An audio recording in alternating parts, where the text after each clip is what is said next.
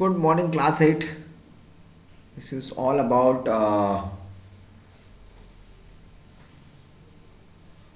how are you all doing. I hope you all are doing great, good, and fine, and taking care of yourself. So, today we are running your English course again.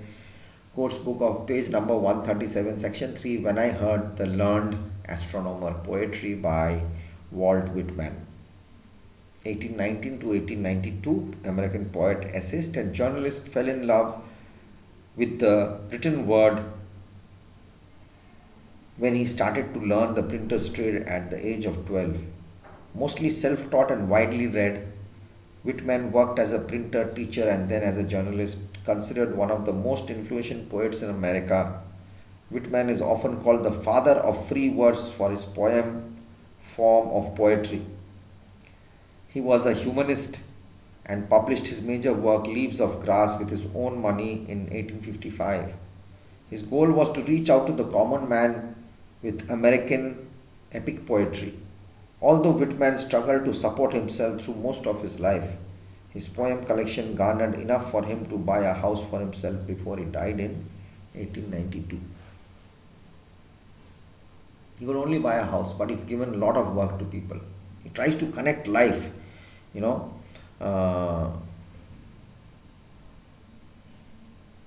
with normal words. He writes and tries to explain things to people. A clear view of the sky unleashes thoughts of an unseen world, abstract ideas and arouses of our imagination. During such times of introspection, science seems to take a backseat.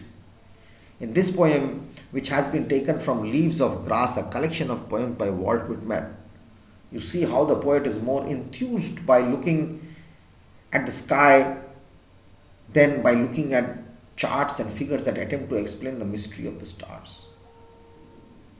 You look into the sky at night, Science has to take a backseat. It's different. Imaginations, questions, ideas, abstract ideas come into our brains. It does not match with science. Here you're opening your charts and seeing where is what, and at the same time you're looking up into the sky. Something practical and theory is very much different. That's what he's trying to say. You have to be practical in life to understand things more closely. When I heard the learned astronomer, when the proofs, the figures were arranged in columns before me, arranged, it was all put in parts, arranged. This is this, this is that, this is the 9 planets, this is the stars, a star is called this, a moon is called this, a satellite is called this, a meteor is called this, but everything is different here.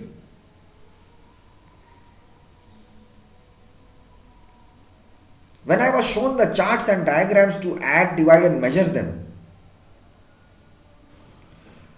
when I sitting heard the astronomer where he lectured with much applause in the lecture room. Astronomer, he's telling about this astronomer, They tell you about your palm history and all, they have drawings, they have charts. This is your moon, this is your Saturn, this is your Rashi. Jyotish Vidya.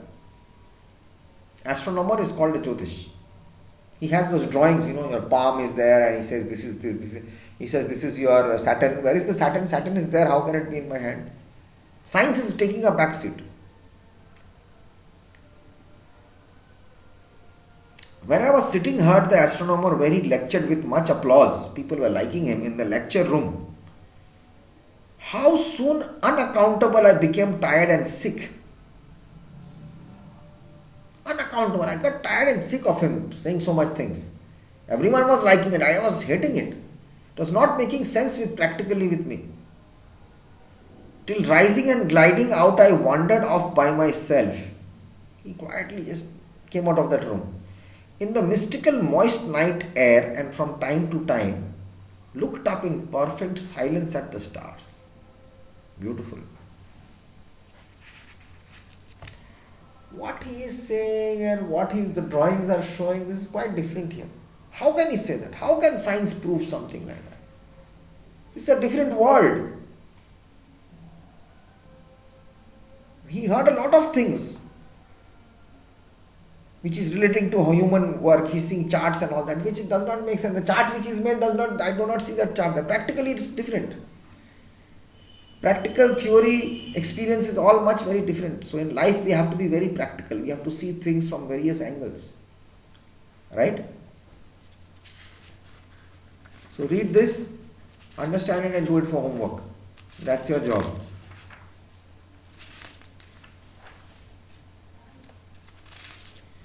The smiling damned villain, a pound of flesh, Shakespeare. 100% it has to be Shakespeare. When Bassanio, Portia, Shylock is there, Antonio is there, it has to be Shakespeare. Pound of flesh. I told you, abstract from the Merchant of Venice, William Shakespeare.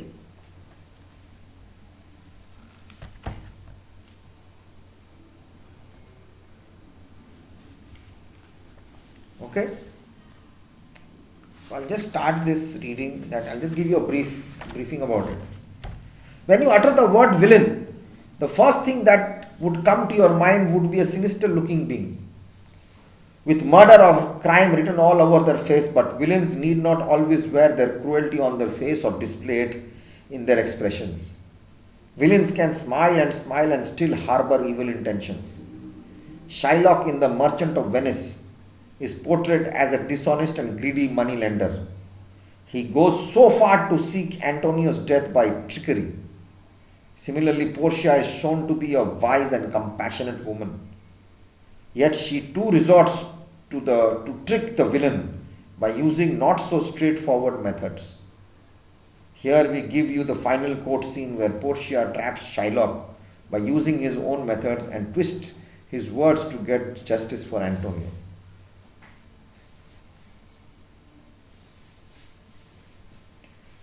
So villain, you don't have to be evil by looking, you don't have to look like that. There is so much evil inside our mind. We look something from outside and we think something from inside. So villain doesn't have to be scary or bad looking or good looking. It can be bad even with your thoughts. So this is all about a villain of Shylock. This is a play about Merchant of Venice. Portia and Antonia are in love and they love each other, and Shylock is a money lender. Okay? And he lends money to Antonio, and Antonio is not able to give it back, or something happens, and there's 3,000 records of Jewish money lenders on behalf of his friend Bassanio. And when he wants the money back, he tries to take 1 pound of his flesh like that. So how Portia changes it, that a normal person can also act like a villain and put a villain into trouble. Whatever you do bad comes back bad to you. So you don't have to be wild or villainous to affect somebody. Some things can always happen in life normally also. The extract that follows has been taken from the climax suspense thriller of William Shakespeare's famous play The Merchant of Venice. Antonio, a wealthy businessman of Venice, had taken a loan of 3,000 ducats, means money, a gold coin formerly used in most European countries, ducats. There's a Ducati bike also, an imported bike. Ducats from a Jewish money lender, Shylock, on behalf of his friend Bassanio, so that later could woo and marry the noble Portia.